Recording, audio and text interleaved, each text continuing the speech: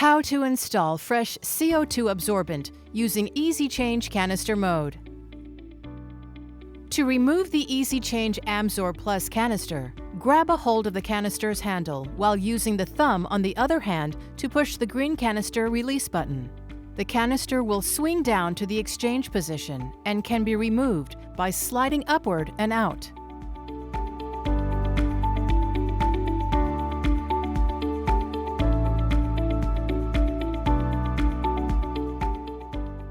Install fresh absorbent into the holder by sliding the canister.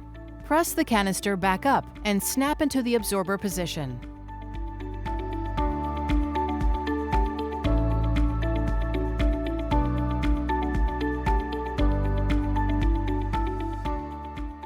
Clinical accessories from GE Healthcare.